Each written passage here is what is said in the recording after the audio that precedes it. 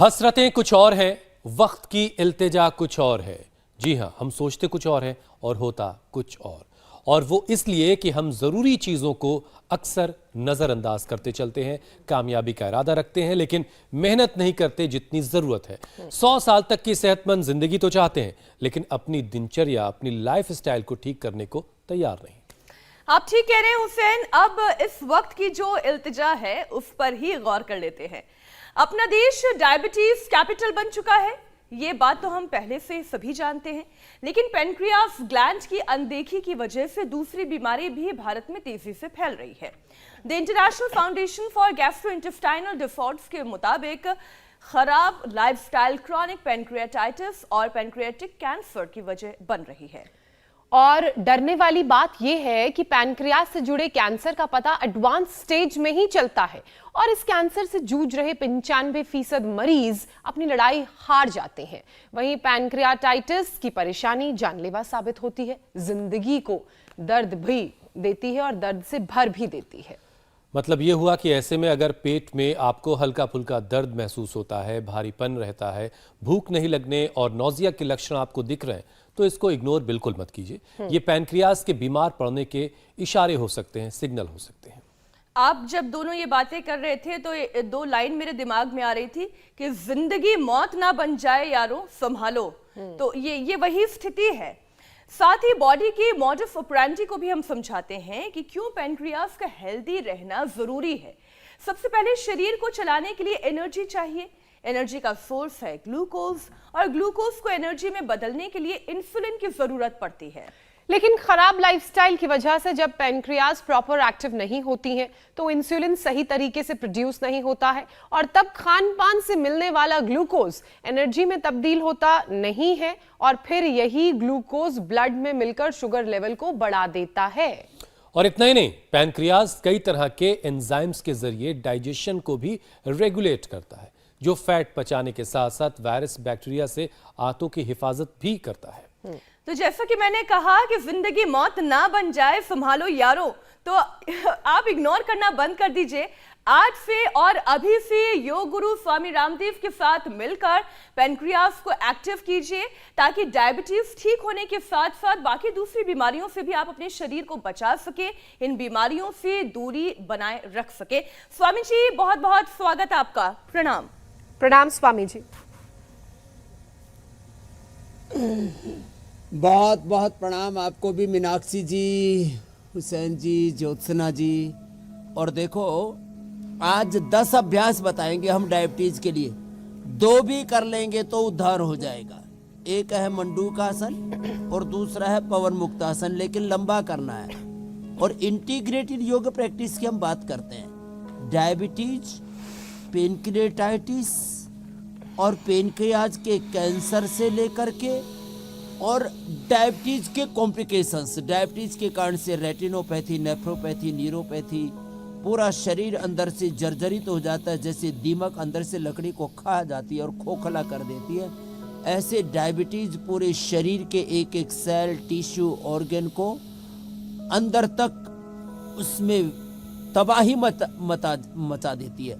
विध्वंस, डिजास्टर है ये बॉडी के लिए। हम लोग सोचते हैं शुगर बढ़ गया तो क्या हुआ, शुगर बढ़ गया तो सब गड़बड़ हो जाएगा। ये मंडूकासन, वज्रासन में बैठ के, और वज्रासन में बैठने के लिए क्या करना, एक तो ये तरीका है तो ऐसे बैठ जाते हैं, दूसरे आराम आराम से एक एक पैर को ऐसे मोड़े, एड़ियां बाहर, पंजा अंदर, बाएं पैर के अंगूठे के ऊपर दाएं पैर का अंगूठा ऐसे ऐसे बैठा जाता है वज्रासन। और फिर सांस बाहर छोड़ करके पूरा पेट अंदर दबाते हैं। तो मैंने बोला था हमारे आमाशय और पित्ताशय के बीच में जो ये अग्न्याशय है, अग्न्याशय को पेनक्रियाज कहते हैं अंग्रेजी में।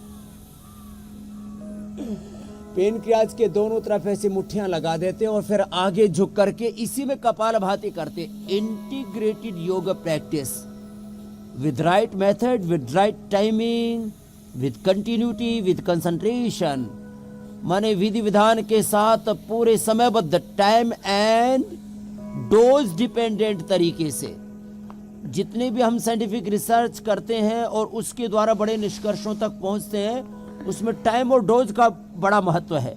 तो मंडूकासन लोग करते तो हैं, लेकिन 10 मिनट नहीं करते। तो 10 मिनट मंडूकासन और 10 मिनट मात्र ये पवन मुक्तासन, ये 2 ही कर लिए। अब कितना आसान है, पैर ऐसे मोड़े, मोड़ के ऐसे कर लें, और जिनका शरीर हल्का है तो ऐसे कर लें, और इसी में थोड़ा सा रिलैक्स होना है तो हम तो चलित पवन मुक्तासन भी करा देते हैं। उससे पेनक्रियास को दाएं बाएं से भी पूरी एक्सरसाइज मिल जाती है। मात्र 2 अभ्यासों से शुरू करके आगे पूरे 10-12 अभ्यास बताएंगे। स्वामी जी, और डायबिटीज पैनक्रियास और डायबिटीज एक्टिव के होगी, कॉम्प्लिकेशन से पूरी तरह से मुक्ति दिलाएंगे। मॉडर्न मेडिकल साइंस में एक मिथ है कि डायबिटीज होने के बाद वो खत्म नहीं होती। मैंने कल भी शिवरत्न के प्रहलाद के उदाहरण दिए थे, आज भी उदाहरण है। जेनेटिक शुगर पूरी तरह से ठीक हो जाता है। डायबिटीज के पेशेंट नॉन डायबिटिक हो जाते हैं, पेनक्रियास दोबारा से रीजुविनेट हो जाता है। ये साइंस है, योग, आयुर्वेद और नेचुरोपैथी की। मेरे भाई हुसैन जी कुछ कह रहे थे आप। स्वामी जी, मैं ये कह रहा था कि अपना देश डायबिटीज कैपिटल बन गया है, और ये बहुत अफसोस के बाद हमें ये बात बतानी पड़ रही है। लेकिन एक और दिक्कत स्वामी जी ये है, जो इससे बड़ी है, पैनक्रियाज की परेशानी अब मौत की वजह बनने लगी है। पैनक्रियाटाइटिस की बीमारी, पैनक्रियाटिक कैंसर के मामले भी तेजी से बढ़ रहे हैं, और इसकी वजह हेल्थ एक्सपर्ट सेहत को लेकर लगातार लोगों की अनदेखी को बताते हैं और खराब लाइफस्टाइल। तो योग के साथ साथ स्वामी जी ये दोनों जो बीमारियां हैं इनके बारे में बताइए, और पैनक्रियाटाइटिस के सिग्नल्स क्या होते हैं जब ये प्रॉब्लम हो रही होती है, या फिर ये बीमारी और बिगड़ करके जब कैंसर में तब्दील होती है, तो शुरुआती क्या क्या लक्षण होते हैं? तो एक एक करके मैं बताता हूँ। पहले तो पवन मुक्तासन लंबा करना है, फिर ये उत्तान पादासन भी लंबा करना और कपालभाति के साथ करना है। मैंने कहा था मैं 2 आसन से लेकर के 10-12 बताऊंगा। पवन मुक्तासन के बाद उत्तान पादासन, जिनके बॉडी में थोड़ा बैलेंस है तो लोकासन भी ऐसे। और देखो एक एक पूरा मसल, हाथों का, पैरों का, हाथ पैर पेट पीठ पूरे राइट एंगल में, पूरे अलाइनमेंट के साथ ऐसे इस तरह से करना चाहिए। लोग लंबे समय तक नहीं करते, ये भी थोड़ी दिक्कत है। ऐसे फिर उत्तान पादासन, नौकासन, ये पादांगुष्ठ नासास्पर्शासन बड़ा ही जबरदस्त है। अब इसमें हम तो पूरा खींच देते हैं, एड़ी से एड़ी, अंगूठी से अंगूठा लगा हुआ, हाथ का भी पैर का भी, और कोहनी से कोहनी मिली भी, और ऐसे करते हैं। ये है तरीका, राइट है ना, ऐसे फिर ऐसे, ये पूरा सर्वांगासन ऐसे। डायबिटीज और डायबिटीज के कॉम्प्लिकेशंस के लिए लंबा, फिर ऐसे हलासन, पूरा पेनक्रियाज एक्टिवेट होगा। तो अब बताता हूं जो आपने प्रश्न पूछा, ये तो लेट के बैठ के वापस मंडूकासन। पहले तो मैंने मुट्ठी बांध के किया था, अब हथेली पर हथेली और ऐसे। शैलजा जी हमारे गंगाधर जी उसके प्रमाण है, जेनेटिक शुगर था। प्रहलाद जी शिवरत्न जी ने तो 50-50 यूनिट इंसुलिन तक बंद कर दिया। इधर देखो ये मिट्टी पट्टी हो रही है, उधर ठंडा गर्म शेक कर रहे हैं। पेट के ऊपर ठंडा गर्म शेक करने से पेनक्रियाज की और पेट की आंतों की सूजन दूर हो जाती है। पेनक्रियाज की सूजन को पेनक्रियाटाइटिस, आंतों की सूजन को कोलाइटिस, और हमारे हड्डियों में मांसपेशियों में सूजन आ जाए तो उसको अर्थराइटिस, और जब स्किन पर सूजन आ जाए तो सोराइसिस, इसी से अंत में लगता है तो उसको कहते हैं स्वेलिंग, अंदर से सोथ। और उसके लिए ठंडा गर्म सेक और ये मिट्टी पट्टी बड़ी जबरदस्त है। आयुर्वेद में ये अंदर जो स्वेलिंग बढ़ती है, शोथ बढ़ता है। एलोपैथी में इसको स्वेलिंग, और फिर और थोड़ा ये ज़्यादा लंबे समय तक टिक जाए तो इसको इन्फ्लेमेशन, और फिर और ज़्यादा टिक जाए तो इन्फेक्शन। फिर उसके लिए लोग लेते हैं एंटीबायोटिक्स, उसके लिए लोग लेते हैं बहुत खतरनाक स्टीरॉइड देते हैं पेनक्रियाटाइटिस में। तो ये क्यों होता है? ये जितने भी इन्फ्लेमेशन है, इन्फेक्शन है, अंदर का इनडिसिप्लिन है, ये होता है पित्त बढ़ने से। तो एलोवेरा, वीटाग्रास, गिलोय और शीशम, पीपल, बेल, नीम साथ में ना पिया जाए तो कोई नहीं।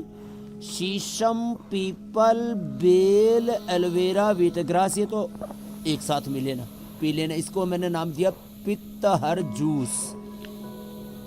केवल शीशम से, केवल पीपल से, केवल बेल से, केवल एलोवेरा से, केवल वीटाग्रास से भी लाभ होता है, लेकिन हमने अलग अलग चीज़ों के लिए ना पित्तहर जूस, फिर ऐसे ही इम्यूनिटी को बढ़ाने के लिए एंटी कैंसरस जूस, फिर ऐसे ही हीमोग्लोबिन को बढ़ाने के लिए वीटाग्रास, एलोवेरा, अनार, गाजर, चुकंदर, पीपल के पत्तों का रस और नीम के पत्तों का रस, अलग अलग प्रकार का रस किडनी के लिए, ऐसी पेनक्रियाटाइटिस के लिए और अंदर की सूजन के लिए, इन्फ्लेमेशन के लिए, पित्त के लिए पित्तहर पेय है। ये पित्तहर जूस है, ये जो अभी बताया है, इसका सेवन कर ले। फिर हमने एक नई औषधि बनाई है, पेनकोग्रिट, मधुनाशिनी और मधुग्रिट। तो हम ये पिछले 30 सालों से, ये पिछले 10 सालों से, और ये पेनकोग्रिट ये नया आविष्कार किया है। और जिनको पेनक्रियाज में ये सूजन और अंदर का इन्फ्लेमेशन था और लोगों को भयंकर पीड़ा होती है, स्टीरॉइड तक देने पड़ते हैं, वो छुड़वा दी इस पेनकोग्रिट से। बड़ा जबरदस्त, ये भी रिसर्च। अच्छा स्वामी जी, देखिए हमने आपसे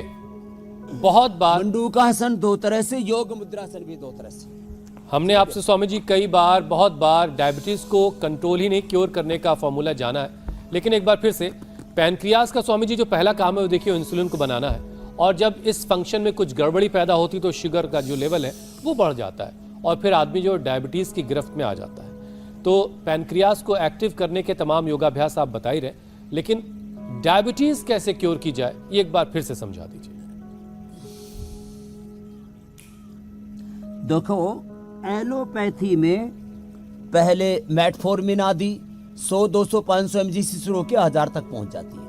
10-20 से शुरू होकर के 50, 100, और ये मैंने तो 100 से भी ज्यादा जिनको इंसुलिन लेते देखा है ना, तो मेरा हृदय कांप उठता है, कर क्या रहे हैं। तो एलोपैथी में जो लोग डायबिटीज की दवा खाते हैं, जो इंसुलिन लगाते हैं, फिर तो बाद में जितनी जरूरत हो उतना पूरा पंप ही लगा देते हैं इंसुलिन के लिए। बड़ी खतरनाक स्थिति से हमने लोगों को उभारा और उसके शिवम से लेकर के कितने बच्चों को मैंने इंसुलिन के पंप से भी बचाया। विदेश विदेश से मेरे पास लोग आते हैं नॉन डायबिटिक होने के लिए। तो ये जो तौर तरीके हैं दवा के, इंसुलिन के, ये सब, और ये सब लेते लेते लोगों के फ्रोजन शोल्डर, लेते लेते लोगों की किडनियां खराब, लेते लेते लोगों को रेटिनोपैथी, न्यूरोपैथी, नेफ्रोपैथी, गैंग्रीन, शरीर को काटना पड़ता है। वर्ल्ड में एक्सीडेंट के बाद सबसे ज्यादा जो लोगों के हाथ पैर काटने पड़ते हैं डायबिटीज के कारण से, ऐसे काले पड़ जाते हैं, यह हालत रहती है। तो क्या करें? मंडूकासन, योग मुद्रासन, अर्धमत्स्येंद्रासन, वक्रासन, गोमुखासन, ये पूरा पैकेज बता रहा हूँ। साथ में भस्त्रिका, कपालभाति, अनुलोम विलोम, प्राणायाम करें।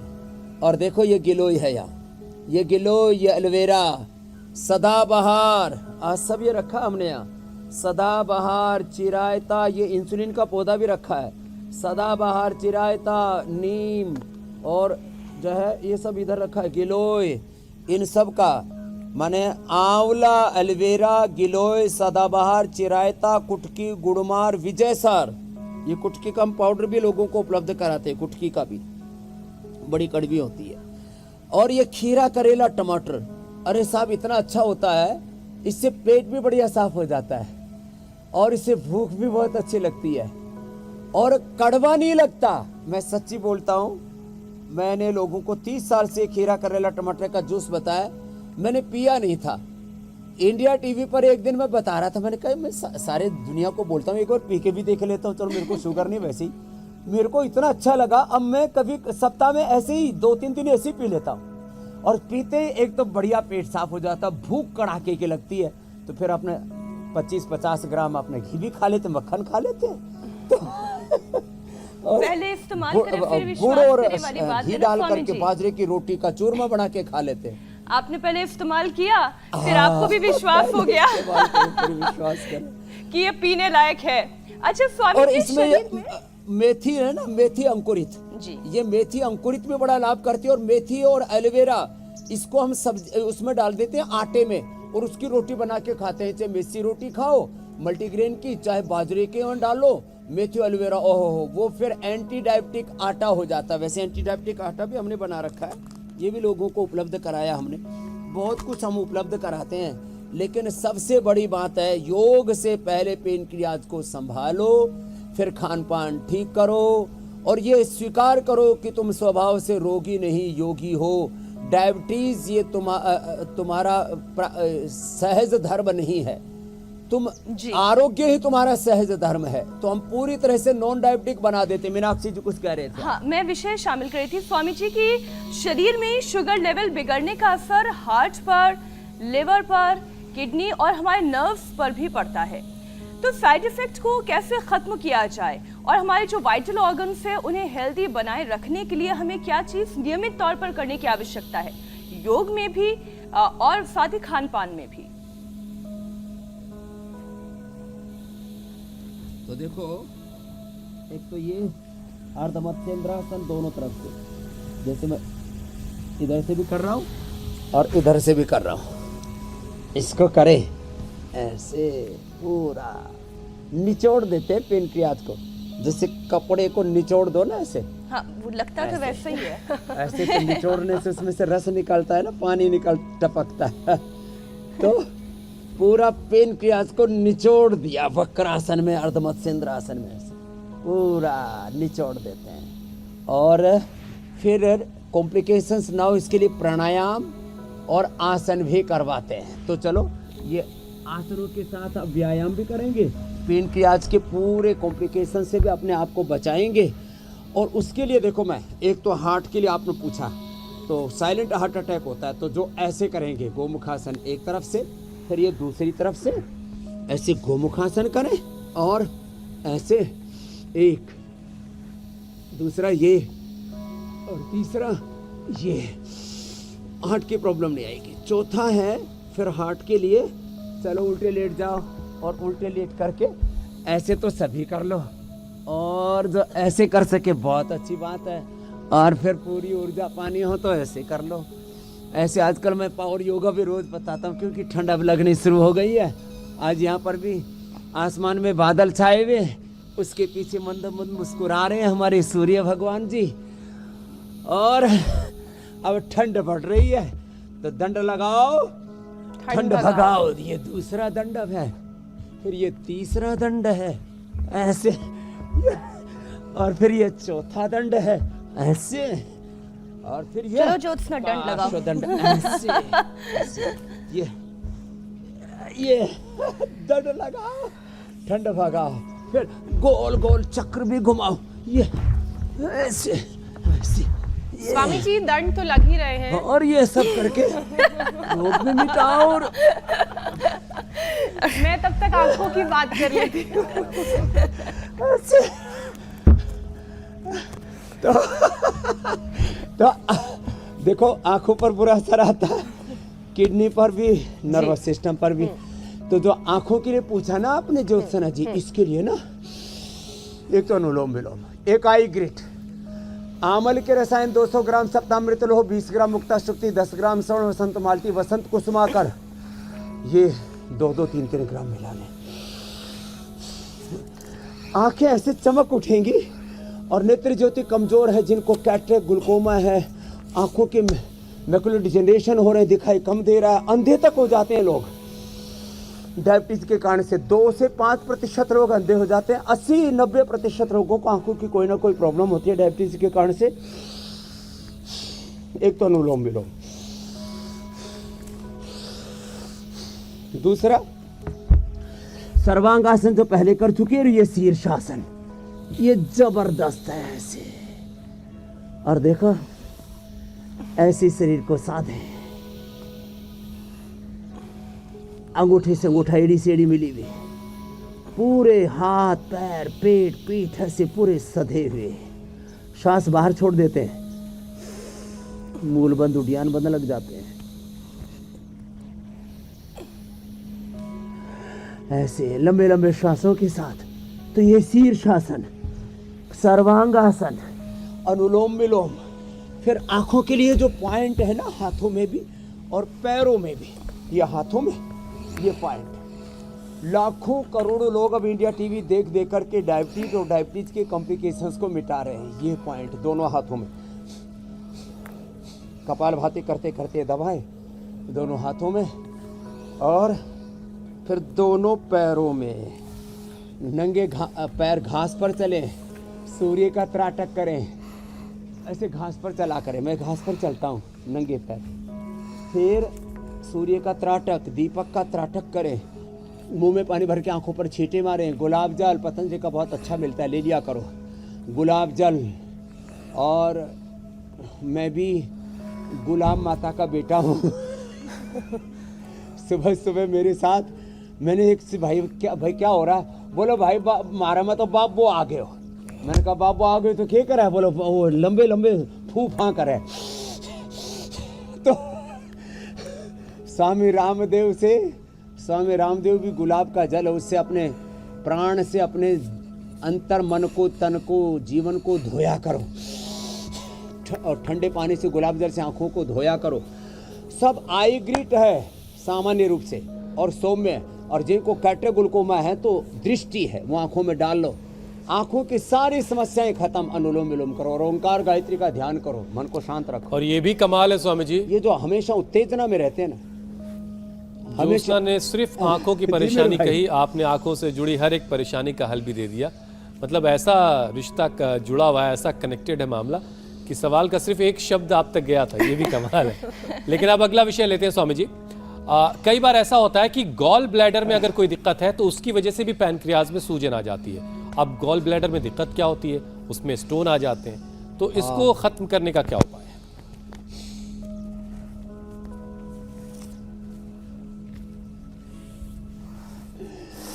गॉल ब्लैडर में दिक्कत किससे आती है? तो गाल देखो, किडनी में जो स्टोन होते हैं वो तो होते हैं ज़्यादातर 99% कैल्शियम से। कैल्शियम के छोटे छोटे कण इकट्ठे होकर के फिर वो पहाड़ जैसे छोटे छोटे 5, 10, 20 छोटी छोटी पत्थरी बन जाती है।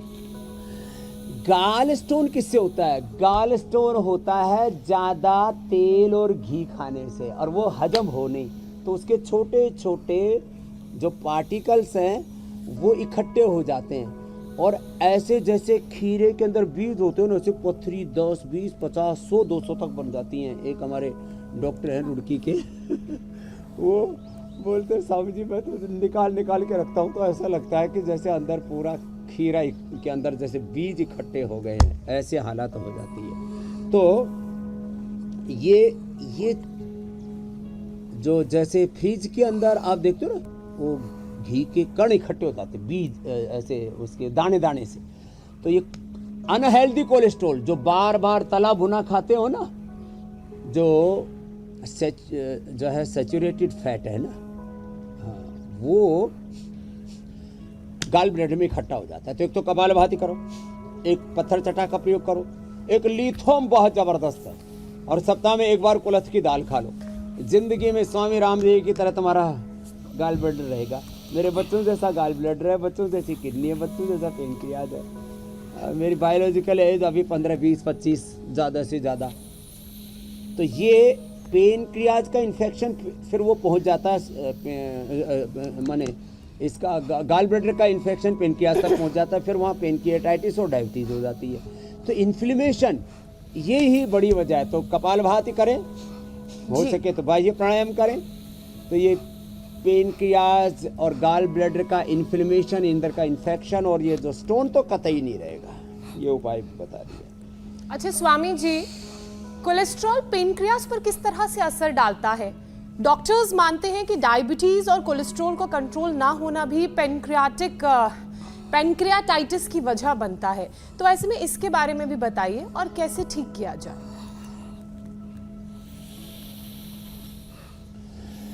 तो देखो, कोई भी अनवांटेड चीज़ बढ़ेगी, चाहे TLC, WBC, RBC, platelets, cholesterol, triglyceride, LDL, VLDL, नाम अलग अलग धर रखे हैं। सारे ब्लड के सूक्ष्म कंपोनेंट्स हैं, सूक्ष्म घटक हैं। तो ब्लड को अच्छा रखने के लिए एक तो लौकी का जूस पिया करो, बेस्ट। और खीरा, करेला, टमाटर, ये जो धर रखा है ना, ये प्रदर्शनी के लिए नहीं धर रखा। एक खीरा, एक करेला, एक टमाटर, इसमें थोड़ा एलोवेरा मिला लो और थोड़ी लौकी मिला लो, रोज पी लो। और जो स्वस्थ है सप्ताह में 1 या 2 बार पी लो, सैटरडे संडे को। कभी भी जिंदगी में कोलेस्ट्रॉल नहीं बढ़ेगा लौकी से। दूसरा अर्जुन की छाल, दालचीनी है। तीसरा गोधन अर्क है, गोधन अर्क पी लो, गोधन अर्क पीने से कोलेस्ट्रॉल नहीं बढ़ेगा। चौथा, लौकी की सब्जी खा लो ना अपनी। और बाकी जो भी जिसको पसंद है, किसी को आलू पसंद है, किसी को हाँ, और ये क्या खाते हैं बंगाली लोग बहुत खाते हैं, परवल। लेकिन परवल को ना तल के खाते हैं, तल के नहीं खाना चाहिए। अब तल के अच्छा तो लगता है, परवल की लोग मिठाई भी खाते हैं, उसके अंदर माल भर लेते हैं, खोवा भर लेते हैं, मावा भर लेते हैं। परवल स्वामी जी परवल की भुजिया बना के एकदम कुरकुरी फ्राई करके, लौकी, तोरी, कुरकुरे फ्राई भी करते हैं, कुरकुरे। तो कुरकुरे बहुत बुरे हैं। तो जो खाना है खा लेना। लौकी की सब्जी एक जरूर रखो। और लौकी की सब्जी को स्वादिष्ट कैसे बनाया जाता है, थोड़ा सा टमाटर डाल करके, थोड़ा सा उसमें सब्जी मसाला डाल लेना पतंजलि का, उसके अंदर थोड़ा सा धनिया डाल देना, थोड़ा सा उसके अंदर फिर जो है घी डालो, आधी चम्मच। आहा, फिर तो ऐसा लगता है पकवान जैसा। तो अच्छी, और लौकी कच्ची होनी चाहिए। लौकी को टेस्ट करते हैं तो नाखून मार के स्वामी जी, और वो लौकी अगर आपके आश्रम की हो, जैसे हमने खाई थी, और लौकी को तब तो कुछ भी हल्दी नमक की भी जरूरत नहीं है, वो तो अपने इतनी स्वादिष्ट थी। तो कोलेस्ट्रॉल पूरा कंट्रोल, और लिपिडोम ले लिया तो फिर तो कोई दिक्कत ही नहीं है। अब यहाँ से सप्लाई करनी पड़ेगी। ऐसा करो, एक अपने सप्लाई चेन बना देते हैं और उसमें सप्लाई वाली जिम्मेदारी मैं ले लो, प्रोडक्शन आप ले लो, और सप्लाई मैं उसको प्रोडक्शन वाली जिम्मेदारी मैं ले लेता हूँ। थोड़ा सा कमीशन हुसैन और मीनाक्षी जी को भी दे देंगे। तो सब हेल्दी रहेंगे। स्वामी जी, अब अगला विषय शामिल करते हैं। जो लोग अल्कोहल लेते हैं, जो लोग शराब पीते हैं, उन्हें तो पैनक्रियास की बीमारी हो सकती है, लेकिन जो लोग स्मोक नहीं करते, शराब नहीं पीते, उनकी पैनक्रियास पर किस तरह से खतरा आ जाता है? वो कैसे पैनक्रियाटाइटिस जैसी बीमारियों से जूझने लगते हैं? तो देखो, एक कारण शराब भी है, तम्बाकू भी है इसका। दूसरा कारण अनहेल्दी फूड है। तीसरा कारण जेनेटिक रीजन है। चौथा कारण लंबे समय तक गंदा पानी पीते हैं। सब्जियां आपके यहाँ तो जमुना की और हिंडन के नदी के किनारे, हाँ, इतना गंदा पानी होता है। वो सब्जी ला करके 2-3 दिन फ्रिज में रख दो ना, तो फ्रिज भी सड़ने लगता है और उसमें बांस दुर्गंध आने लगती है, और वो अरे रामा रामा उसको खाते हैं। तो ये सब गंदा पानी, गंदा आहार, ये सब अंदर बार बार जाता है। जो बार बार खाते, एक भुक्तम सदा रोग्यम, द्विभुक्तम बलवर्धनम, त्रिभुक्तम सदा रोगम, चतुर्भुक्तम तुमारकम। तो ये जो बार बार खाते हैं, उससे पैनक्रियास के ऊपर इतनी क्रूरता, इतनी जुल्म जाति करते हैं, उससे भी गड़बड़ होता है। तो कम खाएं, शुद्ध खाएं, और पानी भी बहुत, हाँ, बहुत साफ पानी पीना चाहिए। वस्त्र पूतम पिबेत जलम, दृष्टि पूतम नसीत पादम, सत्य पूतम वदेत वाक्यम। ऐसे ही हमारे यहाँ पर कुछ बातें बोली जाती थी। तो ये सब भी पैनक्रियास को गड़बड़ करती है। तो क्या करें? यज्ञ करके, ये हवन का सामान रखा है, अभी रहने दो बाबूजी, हवन करके फिर जो इसकी भस्म बच जाती है ना, उसको पानी में डालो। 1 चम्मच 1 लीटर पानी को 10 सेकंड के अंदर 10 pH कर देता है। एसिडिक वाटर एल्कलाइन हो गया। एसिडिक बॉडी के अंदर ये सब उपद्रव होते हैं, चाहे वो पैनक्रियाटाइटिस है, चाहे डायबिटीज है, चाहे फैटी लीवर है। फिर किडनी की भी प्रॉब्लम होती है डायबिटीज वालों को। उसके लिए रीनोग्रिड, चंद्रप्रभा, गोखरू और गिलोय गोखरू आंवले का काढ़ा। फिर नर्वस सिस्टम पर भी प्रॉब्लम होती है, उसके लिए इम्यूनोग्रिट और न्यूरोग्रिट, वो भी साथ में देना पड़ता है। और अनुलोम विलोम लंबा कराते हैं, सब अनुलोम विलोम करो। ये सारी बीमारियों की जड़ है गलत आहार। एक कण भी गलत आहार का जाएगा, हमारे आरएनए, डीएनए, प्रोटीन का हिस्सा बन करके वो हमारे सेल, टिश्यू, ऑर्गन, एक एक सेल से लेकर के पूरे सोल को इसलिए कहा जाता आहार शुद्धौ सत्व शुद्धि सत्व शुद्धौ ध्रुवात् स्मृति स्मृतिरब्धि सर्व ग्रंथिनाम विप्रमोक्षः युक्ताहार विहार से युक्त चेष्टस्य कर्मसु युक्त स्वप्नावबोध से योगो भवति दुःखः। एक क्षण भी का गलत विचार, एक कण भी गलत आहार अंदर नहीं जाना चाहिए, नहीं तो एक गलत चक्रव्यूह में फंस जाते हैं। गलत विचार एक बार आया फिर कोई विचार का एक चक्रव्यूह तैयार हो जाता है, आदमी पता नहीं कहां से कहां पहुंच जाता है, लुट पिट जाता है और जीवन तबाह हो जाता है। तो अब हो गया तो क्या करें, तो हो गया तो भाई देखो आहार विचार सुधारो, रोज योगाभ्यास करो, प्रसन्न रहो। एक बार जरा हंस के दिखाओ, जरा हाथ उठा के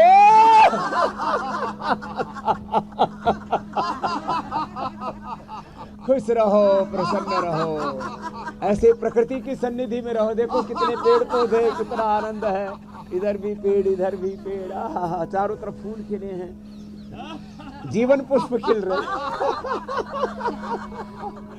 तो ऐसे जो खुश रहते हैं ना, उनके ऊपर कोई बीमारी का कोई बुरा असर मेरे भाई नहीं पड़ता, नहीं होता। अच्छा स्वामी जी, पैनक्रियाटाइटिस में हल्का खाना खाने की सलाह दी जाती है, लाइट फूड खाइए, तो क्या फास्टिंग भी पैनक्रियाज के लिए फायदेमंद होती है? पैनक्रियाज को जब नुकसान हो चुका हो तो फास्टिंग के जरिए उसको हील किया जा सकता है? बहुत जबरदस्त है। आहारम अग्नि पचति दोषण आहार वर्जित, जो इंटरमिटेंट फास्टिंग बहुत जरूरी है। 7 बजे और अधिकतम मैंने 8, क्योंकि लोग इतने ज़्यादा जो है, लोगों ने अपनी जीवन शैली बिगाड़ ली है। 7-8 बजे के बाद कतई नहीं खाना, और सुबह 8 बजे से पहले नहीं खाना, 8-9 बजे ही खाना फिर अगले दिन। तो 12 से 14 घंटा पूरा पेट खाली रहना चाहिए, तो अंदर के सारे इन्फ्लेमेशन को बॉडी खुद ही खत्म कर देती है। हमारा ऑटोफेजी, हमारा माइटोफेजी, हमारा पूरा पेप्टोसिस, पूरा मेटाबॉलिज्म, पूरा बॉडी का जो साइकिल है ना, नेचुरल हाइजीन अंदर से मेंटेन करती है बॉडी। तो और फिर क्या क्या करें, हम डायबिटीज के रोगियों को सेव खिलाते हैं, थोड़ा सा केला भी देते हैं उसमें, फिर नारंगी भी देते हैं, थोड़ा सा अनार भी देते हैं हम, तो ये पाइनएप्पल भी देते हैं, एक पूरा मिक्स फ्रूट का एक पूरा दे देते हैं, 2-4 अंगूर के दाने भी डाल देते हैं। हाँ, मुंह में पानी आ गया। तो ऐसा जो खाना खाते हैं ना, खाने में पहले यही खाओ, फिर थोड़ा खीरा, थोड़ा जो टमाटर, थोड़ा गाजर, ऐसे ऐसे चीज़ें खानी चाहिए, थोड़ा सेव पपीता आदि, तो ये खा करके फिर खाना चाहिए। तो पेनक्रियाज भी, पेनक्रियाटाइटिस भी, और फिर डायबिटीज़ भी, सारा बखेड़ा खत्म हो रहा। हाँ, पेनक्रियाज में कैंसर हो जाए तो खाली पेट, पहले तो गांठी होती है, फिर सिस्ट बन जाए, उसमें कैंसरस हो जाए तो, बेनाइन या मैलिग्नेंट ट्यूमर हो, बेनाइन हो तो सिस्टोग्रिड, और यदि कैंसरस हो जाए तो, मैलिग्नेंट हो जाए तो सिस्टोग्रिड डायमंड। ये देते हैं 2-2 गोली सुबह, दोपहर, शाम 3 बार। और खाने के बाद फिर ये कर्क्यूमिन गोल्ड, वृद्धिवादी कावटी और काचनार गूगल दे देते हैं। अच्छा स्वामी जी, देखिए बहुत से लोग जो बहुत सारी दवाएं ले रहे होते हैं, 2 गोली काचनार गूगल की, 2-2 गोली वृद्धिवादी का, 2-2 कर्क्यूमिन गोल्ड। जी मेरे भाई। स्वामी जी, बहुत से लोग दवाएं बहुत सारी खा रहे होते हैं, इनकी वजह से भी पैनक्रियाज की बीमारी क्या हो सकती है, जरा ये भी बता दीजिए। चल, हाँ, ये जो बहुत ज़्यादा एंटीबायोटिक्स, बहुत ज़्यादा स्टीराइड खाते हैं, स्टीराइड से तो तुरंत डायबिटीज होती है, हड्डियाँ कमज़ोर होती हैं, आंखों से अंधे हो जाते हैं। तो overdose of antibiotics, overdose of steroid, ये आपके शरीर में क्या पैदा करता है, डायबिटीज। और जो बहुत लड़ाई झगड़ा करते हैं, बात बात में रहते बात बात में जो गुस्सा करते हैं ना, तो गुस्सा करने से आग लगती है। सुन लो बहनों, आप तो अच्छी वाली हो, ये जो गुस्सा करते हैं ना, तो ऐसे समझो कि जैसे लाइट जा रही है ना, जैसे 11,000 की वोल्टेज की लाइट जा रही हो, और उसके वो 2-2.5 फीट दूर से खींच लेती है, आदमी फिर पूरा लटक जाता, मर जाता है। तो गुस्सा, ये 11,000 वोल्टेज वाली लाइन जोड़ दी तुमने, तुम्हारा शरीर का खून सोख लेगी, मार देगी रे। इसलिए ये गुस्सा मत करना, हाँ, और ज्यादा उल्टी पुल्टी दवाएं मत खाना, और नाराज मत होना, और किसी और वैसे भी आप स्वामी जी हमेशा कहते हैं कि कोई भी चीज की अति जो है वो खराब होती है, इंसान बनाया, कीड़ा अति नहीं करनी है। घोड़ा नहीं बनाया। अच्छा स्वामी जी, पैनक्रियास का काम इंसुलिन के साथ साथ डाइजेशन के लिए एंजाइम्स को संचालित करना भी होता है, फैट प्रोटीन पचाने का काम भी ये करता है, बैक्टीरिया से आंतों की सुरक्षा की भी जिम्मेदारी होती है, और जब पैनक्रियास में खराबी आती है तो कोलाइटिस की परेशानी भी शुरू हो जाती है। तो इसका भी इलाज बताते हैं आप। हाँ, इसका भी बताते हैं। कोलाइटिस के लिए कुटजारिस्ट, कुटज घनवटी खाने के बाद, और चित्रकादिवटी। कुटज घनवटी 2-2, हम तो 4-4 गोली भी दे देते हैं जब ज़्यादा ही हो जाता है। और चित्रकादिवटी कुटजारिस्ट के साथ खाली पेट कोलोग्रिट, और थोड़ा कम खट्टा, मतलब सिंपल दही, दही छाछ, मीठा घी और दूध बंद कर देते हैं कोलाइटिस में और पेनक्रियाटाइटिस में। हाँ, फिर खाली पेट कोलोग्रिट, इससे तो कोलाइटिस ठीक हो जाएगा। और किसी को कॉन्स्टिपेशन हो तो फिर तो शुद्धि चूर्ण है ही, अभ्यारिष्ट है ही, सर्वकल्प काढ़ा और कायाकल्प का काढ़ा देते हैं। और किसी का लीवर गड़बड़ हो जाए, लीवर में भी सूजन आ जाती है, तो फैटी लीवर, लिवर सिरोसिस, और फिर पूरा पेट ही फैटी हो जाता है, तो फिर स्थित कोणासन, चक्रासन के साथ अर्धलासन, पादवृत्तासन, द्विचक्रिकासन, ये अभ्यास भी कर लें। खाली पेट लिवोग्रिट और लीवामृत, आहा, जबरदस्त है। खाली पेट लिवोग्रिट खाने के बाद लीवामृत, और यदि हो सके तो सर्वकल्प काढ़ा पी ले, नहीं तो जीरा, धनिया, मेथी, सौंफ, अजवाइन का पानी, ये पंचामृत बताते हैं पेट के लिए, बहुत ही जबरदस्त है। स्वामी जी, अब प्राणवायु की साइंस के बारे में जरा बताइए। खाली पेट 2-3, मतलब ये कि प्राणायाम के सेशन का समय है, वो जरूर बताएंगे। पहले वजन काफी कम हो गया स्वामी जी। प्राणायाम के बिना तो कुछ बात बनेगी आपका बैठे बैठे ही कम हो गया। प्राणायाम से तो फिर हवा में ऐसे ही उड़ेगा आदमी जैसे मेरे ऊपर हवाई जहाज उड़ रहा है। ये भी ठीक है, हमें भी बताइएगा। ये जीवन की यात्रा एक बार आपको भी हवा में उड़ा के दिखाऊंगा मैं जरूर, जो है ये भी एक विद्या है। सारे रोगों को हवाई करते हैं पहले तो।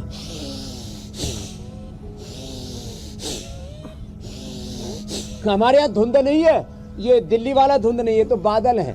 कभी सोचे कि भाई ये कोहरा का कोहराम तो नहीं आ गया, ये जो दिल्ली वाला धुआं है ना, वो तो जहरीला है। वहाँ तो AQI कितना हो रखा है, 400-500 रे मेरे रामा रामा, 1000 तक। यहाँ तो पूरी शुद्ध हवा है, बादल है चारों तरफ, हाँ, आनंद ही आनंद है। और इसमें वो लंबे श्वास ऐसे, एक, अरे मेरे भाई हुसैन जी, 5 मिनट ऐसे लंबे श्वास, 10 मिनट तक लंबे श्वास लेने से 400 शुगर, इतना ही भैया। ये देखो शैलजा, इधर, इसका 400 शुगर था, अब 100 पर आ गया लंबे सांस लेने से। और इसको तो इसके भाई को शुगर, इसकी बहन को शुगर, इसकी माँ को शुगर, जेनेटिक था इसको।